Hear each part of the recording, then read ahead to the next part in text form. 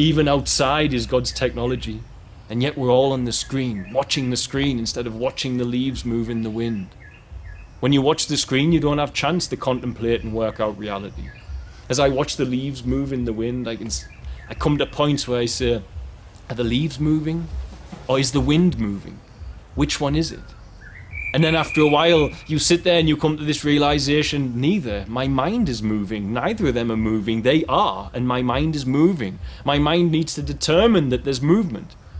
That alone, that there, learning from God's technology in that way, can change a man's life forever. But often people will not sit and look at leaves moving in the wind. It seems like a pointless folly to them. Likewise, people will not walk. People see walking as a burden. It's an annoyance between two destinations of entertainment or two destinations of necessity. Because the mind is not in the walk. The mind is at the destination. And so people are not doing it. Because the mind is quickened by the technology. And it needs to be slowed down by nature. The mind is hyper from the technology. So going for a walk without the tech is very difficult for most people. They get agitated because they're not actually thinking about just walking.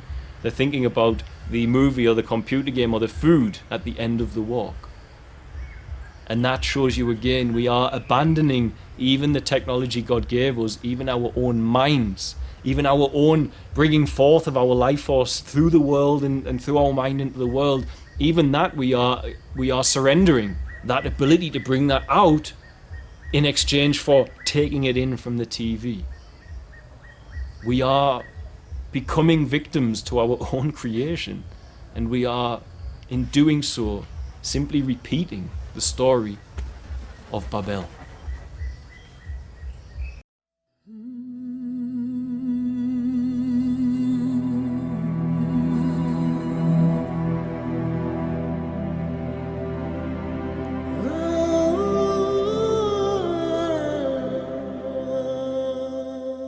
Hey, beautiful family. I'm not out in nature today. I'm in my garden, which means I'm in town, which means you might pick up some background noise. What I want to talk about is something quite important. This week I started thinking about artificial intelligence. And actually the way I ended up thinking about this was because for the first time, for those of you who have been following me a while, you know I was sick and I was bedridden. And now I'm recovering my health and I'm strong again. I started doing things that I'm missing. For instance, going for a walk in the valley forest that we protect. And whilst walking in there, I started thinking about, you don't know what you've got till it's gone. The gratitude, the feeling that attitude of gratitude just for taking a step is something the majority of people never do. They never wake up and list what they're grateful for.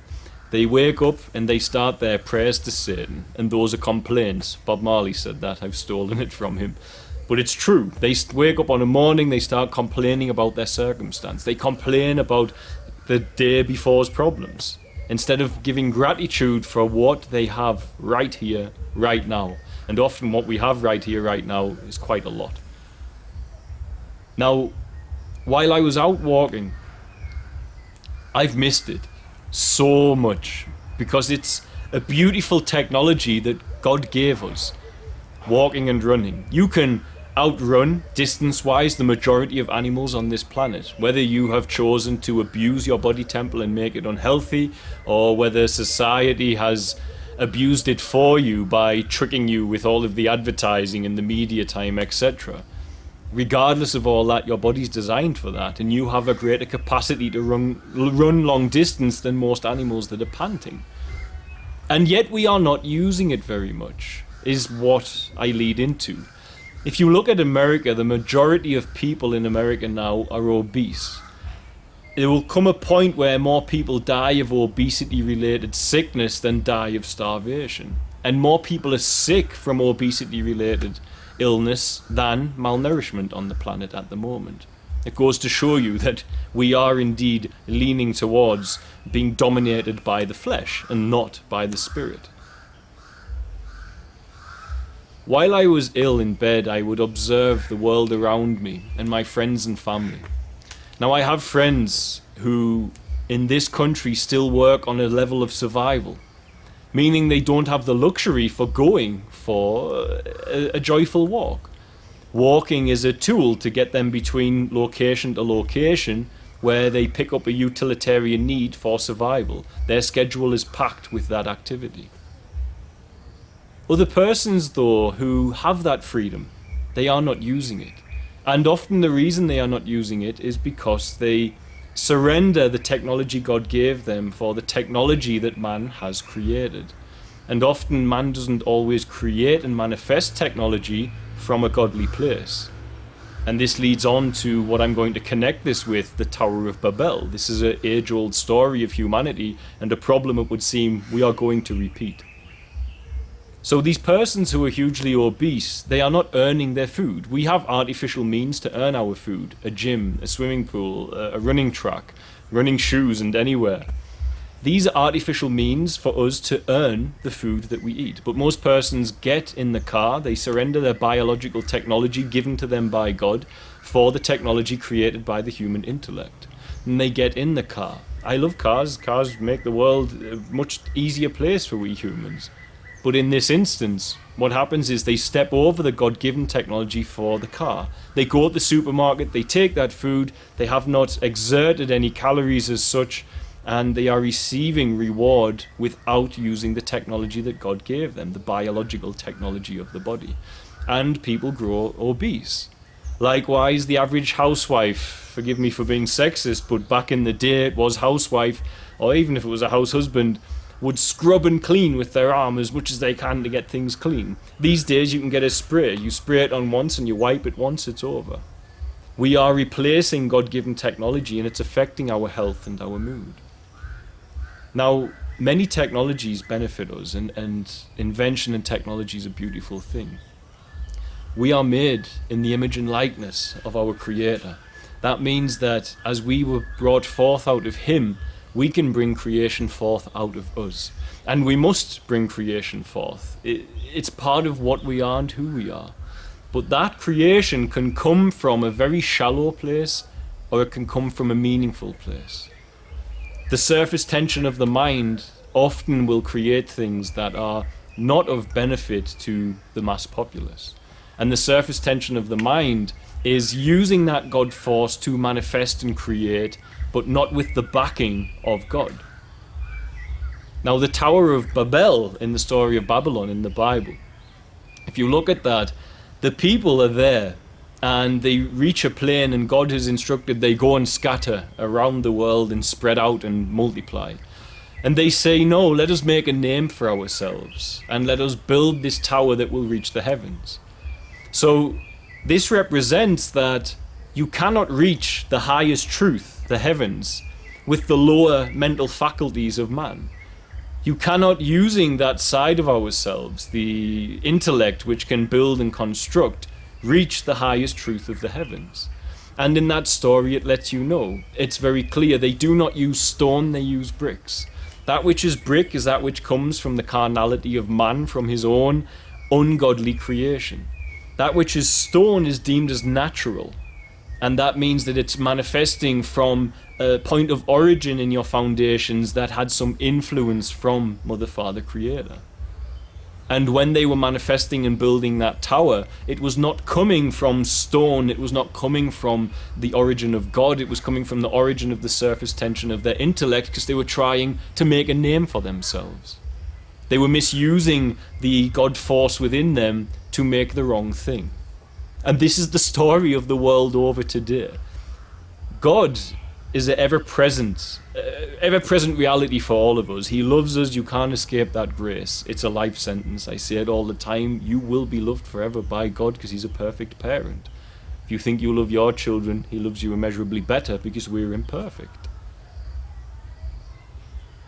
But in among this love, there are laws that He has created. And those laws allow us to make use of the reality around us. If you have gravity and you fall down, you're going to hurt yourself. People contest it's not gravity, whatever you want to call it. If you step off a roof, the law goes that you're going to hit the ground.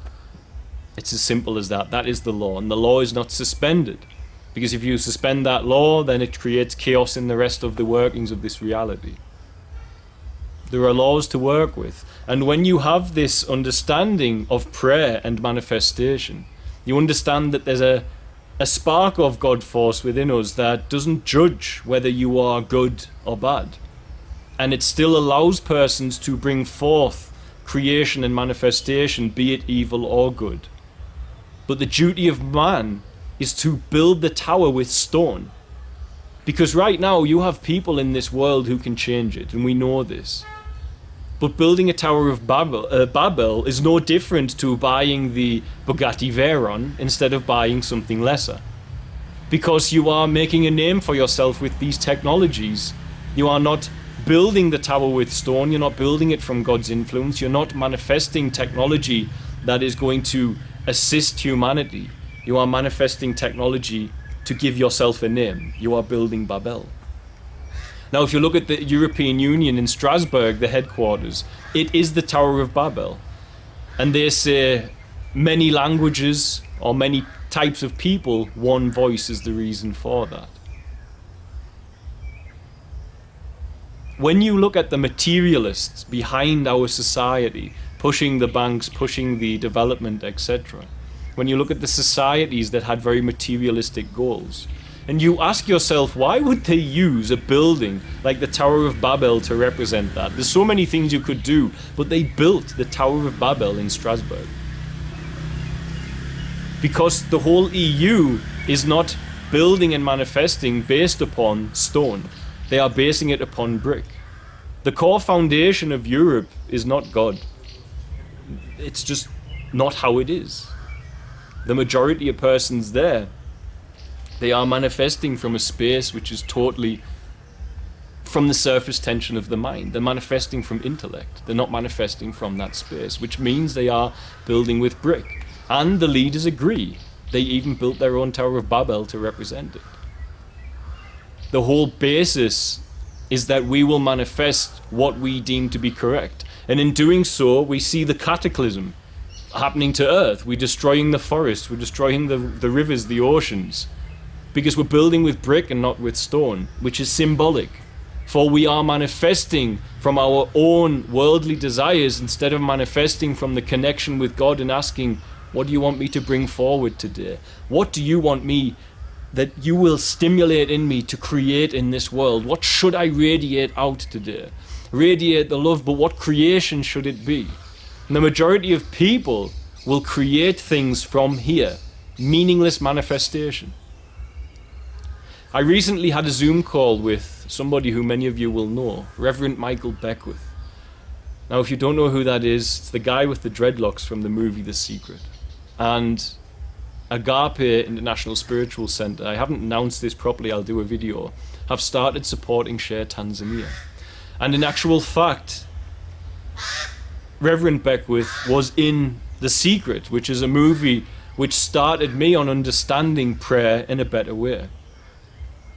When I first started to understand meaningful manifestation, I looked back at that and I realized that that movie was designed to speak to the carnality of the masses, because it very rarely spoke about manifesting beauty for others. It was about manifesting predominantly things, etc., or health and love and relationships, which is very positive.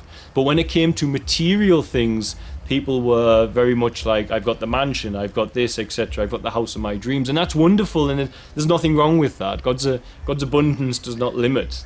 There's enough there for us to draw into this world. But when you realize and learn that lesson that you can do that, for me, I realized that there is a difference, because a good, loving person can manifest things into this world like that. They can manifest the family home, the love of their life. They can find these things by being a certain type of person in the world that makes sure that these things will be around them. And when the perfect ideal of the woman they seek or the man they seek comes to them, they match them. That person's not going to be dismayed with them because they don't match their idea of the perfect person. So there's a beautiful side to it. But meaningful manifestation would say that you can have godly, loving people using the beauty that God has given us and the forces that God has given us and the laws that God has given us to create things that are beautiful in their own lives. But then you can take that same person and say to them, if you're going to obey the Christ, if you're going to actually obey the Christ, the highest form of spiritual practice is to serve the needy. The highest form of religion is to visit the widows and the orphans and to stay unblemished from this world. When you teach that to someone, the same person who might be then trying to put all their focus to manifest a mansion that will be dust and rubble in 100 years, or 200 years, or whatever, and you say, look, listen to this. You have that same force and you have this limited time. It's like saying you've got money in your left hand and you can feed this child, or you can rent yourself a movie and go and have some fun. You have limited time and you have this force to manifest within you. You have this ability to pray and bring God's love manifest into this physical reality. And if you show this to persons, they might start to realize, hey, actually, why would I focus on just bringing the things that I want from the surface tension of my mind, often things that are not organic desires, they are desires other people have sold me via the media, etc. Why would I do that when I can build this? Because in the same time frame, with the same love and feeling just as good, I can build for children who are laboring and suffering because our finite economy has totally forgotten them. And it's not to guilt anyone, but it's to say that this is the difference between building with stone and brick. This is why God scattered what they were doing when they built this. And as I see technology right now overtaking us, we're getting obese because we're ignoring God's technology. And God had to scatter the people of Babel to stop this from happening. My question comes in with AI. At what point do we realize that we need to mature and grow up, or scatter the creation of ourselves that we create?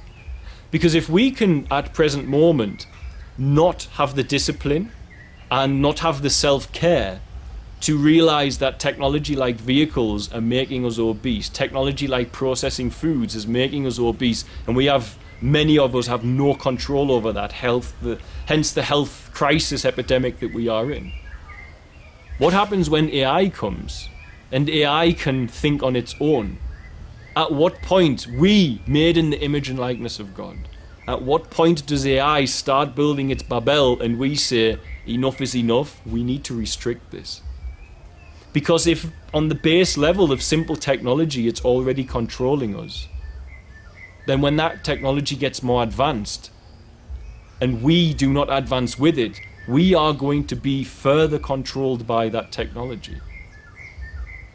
Because our own creation is disobeying what we created it for. We created our creation to make life easier, and it's now making life harder. People are seeking safety and comfort to the degree that they are becoming obese and becoming ultimately like a brain in a tank. When AI comes in, this cannot continue. Humans have proven over and over we lack self-discipline to do this. If we can't even walk because we're too busy on the phone or watching TV than to use the technology God gave us, what makes us think when more advanced technology comes, we're going to be able to cope? Already now, parents are constantly on their phones. You see kids at the playground wanting their parents' attention, and they're doing this. In Europe, it was way worse than here. It blew my mind. I'm probably guilty of it too, more than I should be. We try not to use the phones in front of our children, but life is life as it is. But most people are getting so hooked, and they have no idea how to stop this. They don't know how to exit this surface tension, which is barely scratching the surface of what they are. And that's because people out in this world are manifesting and building from the space of brick, from the surface tension of human intellect. And sometimes it's okay, but most of the time it must be that we go within and we say to God in our union, what should I bring into the world? Pass me the stones and I'll build with stone. I'll build from the foundation of what you've asked me to do. But many people don't even know how to hear God. They think it's still a concept because they still live in the surface tension of their mind instead of from the whole collective aspect of their being. which is where you communicate with God, because the whole collective aspect of your being is in the now, and that's how you commune. Only take no thought for tomorrow, as Jesus said. So this is where I started thinking about AI and technology and Babel. And I realized that we were the AI of God, and he had to scatter us because we started misbehaving. And we're at this precipice where we're starting to do the same thing, but we as yet collectively haven't said, let's scatter. Let's do something to manage this. Let's do something to realize that the technology we have and the state of maturity of our species are off balance.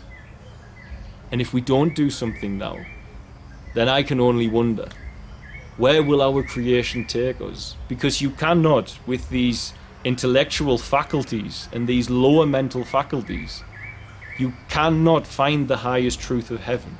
You cannot build your Tower of Babel up to the heavens, because it believes in the materialism. It believes it can create what it needs to create without first spending a lot of time ensuring that God agrees that this should be brought forth into the world. And when you realize that you have that power within you, oh, how beautiful it is. Because instead of focusing on getting the mansion or getting the fame, you focus on getting something else. And when you travel the world and you see persons suffering in lack, because we are creating from brick and not from stone, because we are using the finite resources in a way whereby we manifest the materiality using those finite resources, not to satiate the suffering of our fellow man, woman and child, but to satiate the origin of that creation of Babel, to satiate the human surface tension intellect that in its immaturity feels it can just create willy-nilly whatever it wants to satiate its joys and desires using external faculties, instead of finding that joy and that contentment within, and then radiating that love outwards. And also when you go within with that love and saying to God, what is it you want me? Now you've taught me these laws. How do I change the world? What do I bring into this world? What do I manifest for you? What is the meaningful manifestation? Forget the sports car, forget the mansion. Forget all of that. I can have a sports car, a mansion. Brilliant. Or I can take 1,000 children out of child labour. One is just temporal nonsense. And one is planetary and species changing wonder. Meaningful manifestation only comes when we build with stone. And you can only build with stone when you first ask God what it is that he wants you to do and obey the command. And right now our own technology is disobeying our own command. We just haven't gotten mature enough to accept it and say that it's so. And you need but look around you to know it. Technology is making us sick. In areas it's making us better, but the vast majority, it's making us mentally and physically ill. Because we are exchanging God's technology for the creation of man. Even outside is God's technology, and yet we're all on the screen, watching the screen instead of watching the leaves move in the wind. When you watch the screen, you don't have chance to contemplate and work out reality. As I watch the leaves move in the wind, I come to points where I say, are the leaves moving? Or is the wind moving? Which one is it? And then after a while, you sit there and you come to this realization, neither. My mind is moving. Neither of them are moving. They are, and my mind is moving. My mind needs to determine that there's movement. That alone, that there, learning from God's technology in that way, can change a man's life forever. But often people will not sit and look at leaves moving in the wind. It seems like a pointless folly to them. Likewise, people will not walk. People see walking as a burden.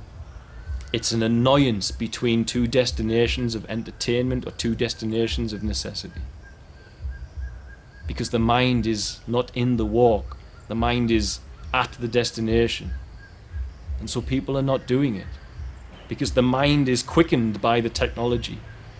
And it needs to be slowed down by nature. The mind is hyper from the technology. So going for a walk without the tech is very difficult for most people. They get agitated because they're not actually thinking about just walking. They're thinking about the movie or the computer game or the food at the end of the walk. And that shows you again, we are abandoning even the technology God gave us, even our own minds, even our own bringing forth of our life force through the world and through our mind into the world. Even that we are surrendering that ability to bring that out in exchange for taking it in from the TV.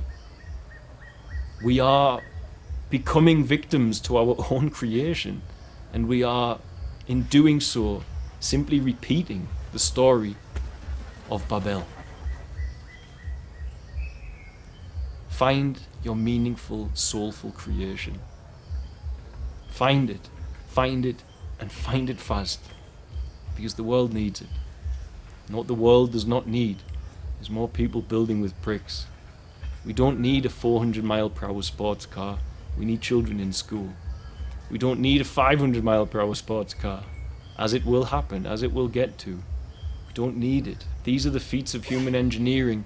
But why don't we focus instead of, I'm positive, if you had a loving parent as God is and you said, I'm going to use these resources to build a 500-mile-an-hour sports car, or I can build a hospital to ensure that these children who are always sick and dying in horrible ways never have to again.